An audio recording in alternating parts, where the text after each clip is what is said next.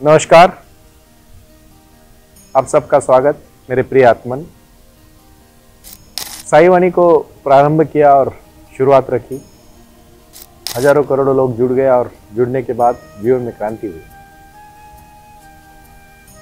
बहुत सारी समस्याएं होती है और समस्या पूछने के लिए लोग हजारों लोग फोन करते हैं। जादूगर तो मैं नहीं हूं, लेकिन अगर अपनी शक्ति को जानोगे तो अपने से ज़्यादा अच्छी जादू किसी को नहीं हो सकती। अपने अंदर सब कुछ होता है, लेकिन उसको पाने की, उसको आगे लेके जाने की क्षमता सिर्फ ध्यान और कुंडलिनी में है। उसमें कोई शक्ति नहीं। उसमें अपने अंदर की शक्ति है और वही शक्ति अपने को बाहर निकालनी है। दूध में अगर आप देखा जाए तो उसको जितनी तरह से आप रखोगे उस तरह से दूध के पदार्थ बनते हैं। कोई दूध से घी भी बना सकता है, कोई कड़ भी बना सकता है, कोई छाछ भी बना सकता है, कोई उसी से पनीर भी बना सकता है और कोई कुछ भी ना बने तो उससे वो फेंक भी दे सकता है। जितना दूध में मंथन करोगे उतना दूध के प्रकार बनेंगे। उसी प्रकार जीवन भी है। जिसी कार्य से लेके आप अपने जीवन में जो भी जितनी तरह से उसकी तपस्या करोगे उसी तरह से वो पाओगे। कुल मिला के देखा जाए तो 50-60 साल की जिंदगी होती है और उसमें अब 25-30 साल हमें अच्छा कार्य करने के लिए मिलते हैं, लेकिन लोग भूल जाते हैं समय को। मैं आज सबसे पहले और महत्वपूर्ण कहता चाहता हूँ कि समय को बर्बाद मत करो। वो ऐसी चीज़ है, हाथ में जब आप रेती लेते हो तो निकल जाती है और रेती निकलने के बाद मुट्ठी में जब खुलती है तो कुछ भी नहीं होता है। छोटे से जगह से बहुत बड़ी, आप देखो समंदर में जब आप नाव में चलते हो, बड़ी नाव, बड़े जहाज में या बड़े शिप में, तो इतना पानी होता है समंदर का, लेकिन नाव, वो शिप उसके ऊपर चलती है। लेकिन याद रखना, उस शिप को अगर छोटा सा भी होल हो जाए और वहाँ से पानी अगर अंदर जाएगा तो पूरी शिप को डुबा सकता है। अपने शरीर को, अपने मन को अगर आप अच्छी तरह से नहीं संभालोगे और बुरे विचारों को अंदर जाने दोगे तो आपका मन और बुद्धि खराब होगा, उसमें कोई शक नहीं। इसीलिए अपने मन और बुद्धि को अच्छी रखने के लिए और अच्छे कार्य करने के लिए हमें उसकी शुद्धता करनी जरूरी है। और ध्यान के बगैर वो शुद्धता नहीं होगी। साई ध्यान में मैं यही सिखाने जा रहा हूँ कि अपने अंदर की शक्ति को आपको जोड़ना है और आपकी समस्याओं को लोगों के साथ जोड़ के उसको बाहर निकालना है। साई ध्यान में, साई क्रिया में, साई वाणी सुनने के बाद आपकी समस्या आपको खुद को मिटानी है। क्योंकि जब जब आपके पास समस्या आई है तब तक आप उसको ध्यान से उसको सोल्यूशन निकाल सकते हो, उसका मार्ग निकाल सकते हो। ज़्यादा समस्या बड़ी नहीं होती, हम डरे ज़्यादा रहते हैं। और मैं यही से एक छोटी सी कहानी कहना चाहूँगा, बहुत महत्वपूर्ण कहानी इसलिए मैं बताना चाहता हूँ कि कहानी से आप बोध ले। ये बेताल पच्चीसी आपने सुनी होगी। बेताल पच्चीसी जो बोलते हैं उसके बारे में ये कहानी है। और बेताल नाम का बहुत महान विक्रम बेताल की आपने कहानी सुनी होगी। विक्रमादित्य राजा बहुत महान राजा था, जो शूर था, वीर था, शास्त्र पढ़े थे, ज्ञानी था, ज्ञानी था, चारित्र्यवान था, समाज को अच्छे कार्य करने के लिए जुटा था। और उसको उसके जीवन में एक बार एक फकीर कुछ नसीहत देने के बाद वो कुछ समझना चाहता है। देखो, कहानी काल्पनिक हो सकती है, लेकिन काल्पनिक कहानी से भी बहुत सारे बोध होते हैं, क्योंकि हमें हमारे जीवन को संभालना होता है, संवारना होता है, और हमारा जीवन ही हमारे लिए बहुत महत्वपूर्ण है। ये कहानी बहुत ही रुचि लायक कहानी है। मुझे पता है आप शांति से सुन रहे हो, लेकिन सुनने के बाद आप इस चीज़ को समझ लीजिएगा। एक बार एक ऋषि होते, बहुत महान गुरु होते, उनकी एक सुंदर बेटी होती है, बहुत सुंदर होती है, और 3 शिष्य उसके पास पढ़ने के लिए आते। तीनों समान एज के होते और बहुत गुणी, बहुत अच्छे बालक होते, बहुत ज्ञानी होते। और 15-20 साल के बाद ऋषि के आश्रम में रह के ऋषि से पूरा जीवन का ज्ञान ले लेते।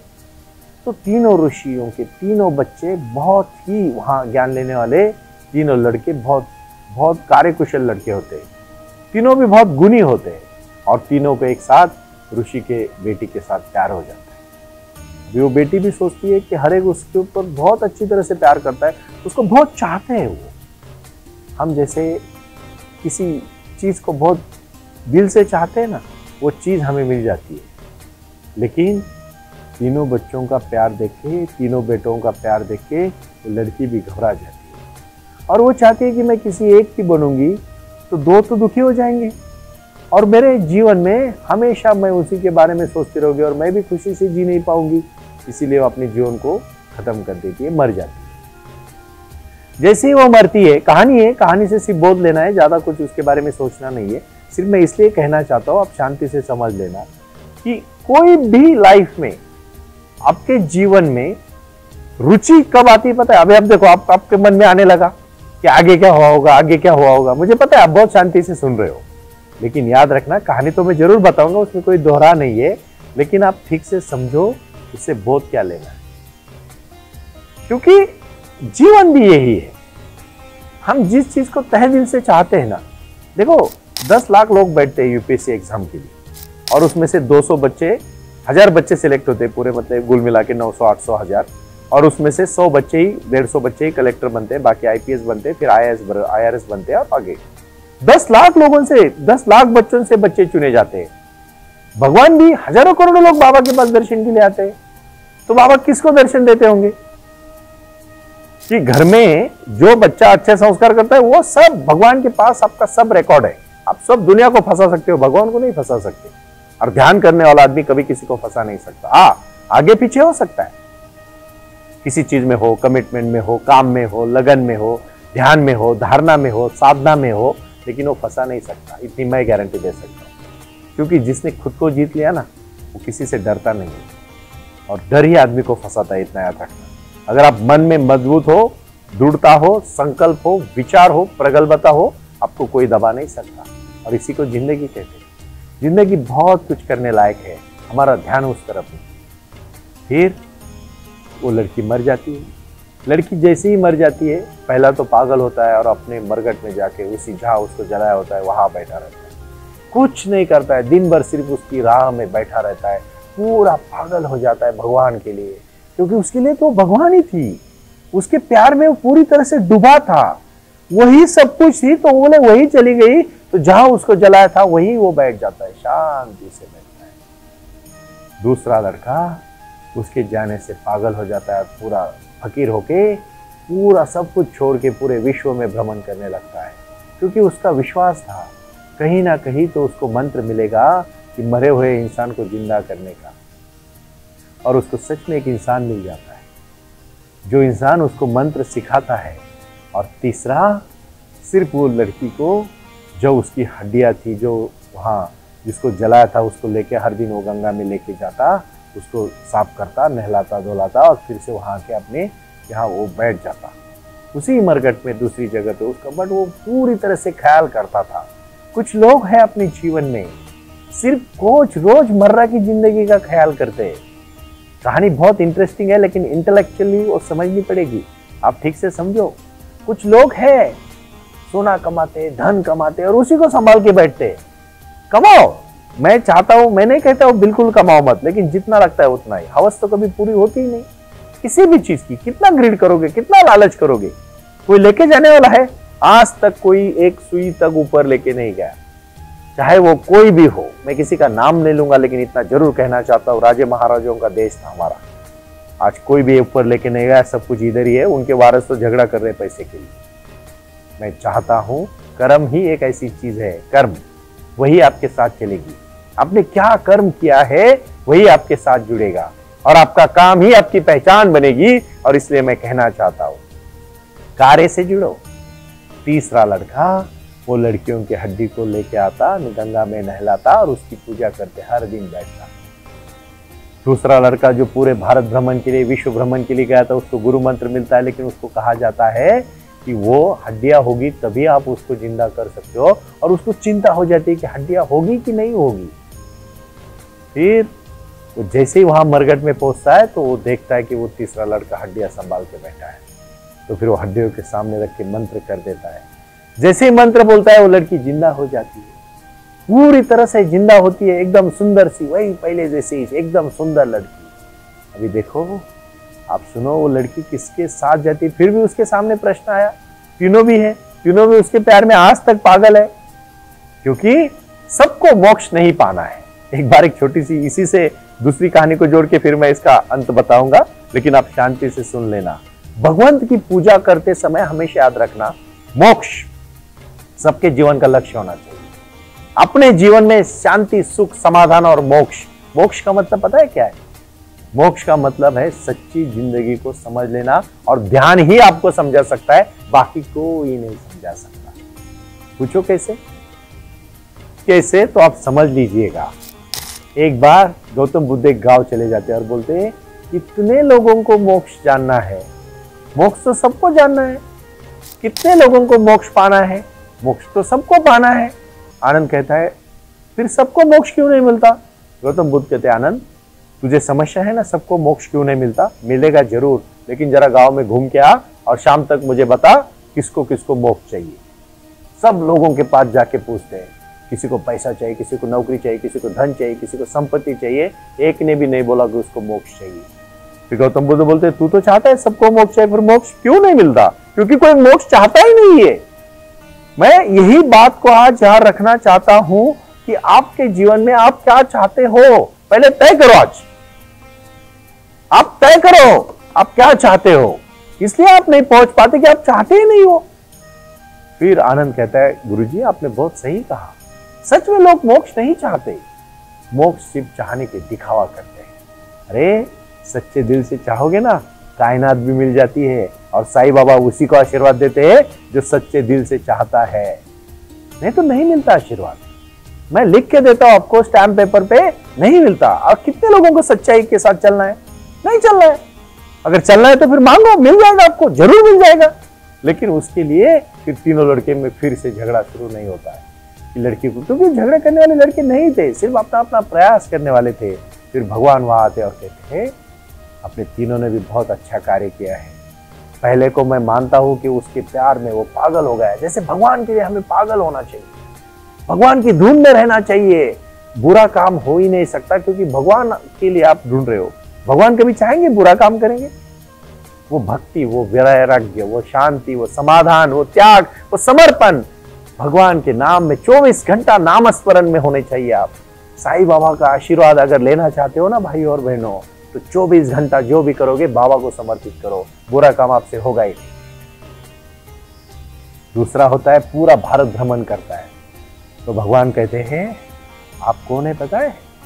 आप एक वो है जो आप अपने इस जीवन के कार्य के लिए कुछ अच्छी चीज को संभालने वाले हो। तो आप हो गए पिता, क्योंकि आपने उस बच्चे को जन्म दिया है, जिंदा किया ना, तो आप हो गए पिता। आप तो पति हो ही नहीं सकते। तीसरा को कहते हैं, आपने तो संभाला है, आपने कार्य किया है पुत्र का, तो आप कौन हो गए? पुत्र हो गए। मतलब उस औरत के बच्चे हो गए आप, तो आप उसको, वो लड़की के साथ शादी नहीं कर सकते हो, क्योंकि आप उसके पुत्र हो गए। और तीसरा जो होता है, जो उसकी धुन में, उसके प्यार में सिर्फ पागल होके वहां भगवान की रुचि में, नामस्मरण में, वही मरघट में घूमता रहता है, वो हो गया कौन? वही पति हो सकता है। और फिर उसके साथ उसकी शादी की जाए। ये बात ठीक से समझो, ये कहानी बहुत इंटरेस्टिंग है। आप अपने जीवन में भगवान ढूंढते हो पूरे विश्व में, मिलता नहीं है। फिर आपका बच्चे होते हैं, फिर आपके बच्चे होते हैं, फिर आपके बच्चे, 2 पीढ़ी तक याद रखते हैं, तीसरी पीढ़ी भूल जाती है आपको। याद रखो, जो संभाल के रखता है, जो इकट्ठा करके रखता है, उसको भी बोलते हैं कौन है? पुत्र है। जो हम बहुत इकट्ठा करते हैं, हम तो कुछ तो लोग मैंने ऐसे भी देखे, खुद के लिए नहीं खाते पीते, अच्छा कुछ नहीं करते, सब अपने बच्चों के लिए रखते, फिर बच्चे एक दिन उनको ही घर से बाहर निकालते। मेरे को इस बात की दुख है कि तू क्या जिया? जो लड़के ने उस लड़की से प्यार किया और उसके प्यार में वो पूरी तरह से जिंदगी उसने सोचा न्यौछावर करने की, भगवान के लिए भी यही करना होता है। साईं के दरबार में साईं की सेवा करो, साईं की पूरे भाव से सेवा करो, और उसमें धुन में धुन हो जाओ। भक्ति का मार्ग ही यही है। और इसलिए मैं आज 3 जुलाई 2023 का गुरु पूर्णिमा से जो शुरू करने वाला साईं वाणी का नया अध्याय है, उसी में क्रांति करने जा रहा हूं। और उस क्रांति का नाम है साईं ध्यान। आप मेरे साथ साईं ध्यान करने बैठो। इस कहानी से आपको यही बोध लेना है कि भगवान की उसी के तरह से पूरे तरह से भून में जाके प्यार करना है भगवान से, और उसकी भक्ति में एकदम लीन होना है। यही तो साईं भक्ति है, यही तो साईं की शक्ति है, और यही साईं का ध्यान है। और साईं का ध्यान 24 घंटे होना चाहिए, लेकिन 1 घंटा उसके लिए निकालना चाहिए अलग। और उसी के लिए मैं आज आपको प्रयास करने को कहता हूं। प्रारंभ करो और जारी रखो। मेरे साथ आप सब जुड़ जाओ। आंख बंद करो। अनंत कोटि ब्रह्मांड नायक श्री सच्चिदानंद सद्गुरु साईनाथ महाराज की जय। अनंत कोटि ब्रह्मांड नायक श्री सच्चिदानंद साईनाथ महाराज की जय। ओम साई राम।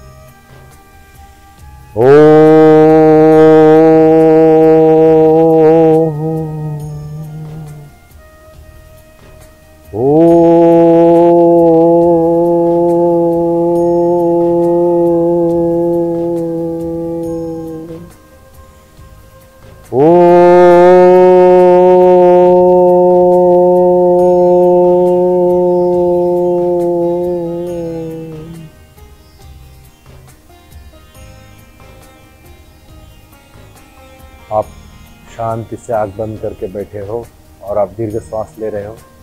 इनहेल और एक्सहेल कर रहे हो। पहले 10 मिनट शांति से, मन में कुछ भी विचार नहीं है आपके, और आपको जो पसंद है वो चीज़ को मन में ला रहे हो, जो करना है उसी के बारे में सोच रहे हो और ऊर्जा को एक साथ भर रहे हो। आप अपनी सब शक्ति को अंदर ले रहे हो और पूरी तरह से नेगेटिव एनर्जी को बाहर फेंक रहे हो। पूरे पॉजिटिव एनर्जी को, शक्ति के साथ आप सांस को अंदर ले रहे हो। हम एक शक्तिवान है और हमारी शक्ति बहुत ही महत्वपूर्ण शक्ति है और उस शक्ति को हम जुड़ रहे हैं। और आप सांस को बाहर छोड़ रहे हो। आप सांस को अंदर ले रहे हो और आप सांस को बाहर छोड़ रहे हो, लेकिन अंदर लेते समय पॉजिटिव शक्ति को अंदर ले रहे हो और बाहर छोड़ते समय नेगेटिव शक्ति को बाहर छोड़ रहे हो। नेगेटिव जो मद में आता है, काम, क्रोध, मद, मत्सर, लोभ, अहंकार, इन सब शरीर विकारों को आप बाहर फेंक दो और भक्ति, शक्ति, त्याग, समर्पण, एक विचार, एक तत्व, एक ताकत को अंदर ले रहे हो। आप बहुत शक्तिशाली हो और आप में आपको कोई नहीं रोक सकता सिवाय आपके। आप अपने जीवन में अपना लक्ष्य आपने तय किया है और उसी लक्ष्य को पकड़ के आप चल रहे हो। आप वही भगवान की उंगली पकड़ के, साईं बाबा की उंगली पकड़ के अपने जीवन में अंधेरा जो है उसको झटा के आप उजाले के साथ जुड़ रहे हो। इसीलिए मैंने कहा वो आए और आकर कुछ कहे, मौन रहे और कुछ कहे गए। कुछ था जो बिन बाटे ही बच गया, जल उठे दिए और अंधेरा छट गया। मैं क्यों कहता हूँ ये बार बार? मैं इसलिए कहता हूँ कि आपके जीवन का जो अंधेरा है वो मिटने वाला है अभी, और सूरज उगने वाला है। वो सूरज उगेगा, उसमें कोई दोहरा नहीं है, क्योंकि अच्छे मानव के जन्म अपने अंदर से आवाज़ दी है आपने, और आपकी बुरी चीज़ें पूरी तरह से हट के आप अच्छी चीज़ों के साथ जुड़ रहे हो। प्रसन्नता के साथ सिर्फ सांस को आप गहरी सांस अंदर ले रहे हो और बाहर छोड़ रहे हो। 1 घंटा बिल्कुल कुछ भी नहीं सोचना है। 40 मिनट तक आपको इसी प्रयोग को करना है। आपको जोर से सांस अंदर ले लो और बाहर छोड़ो, यही आपकी क्रिया है और साई ध्यान में आपको जुड़ना है। मैं इतना ही कहना चाहता हूँ। आज आप बाबा के इसी कार्य को करो और अपने जीवन में प्रारंभ करो और जारी रखो। ओम साई राम।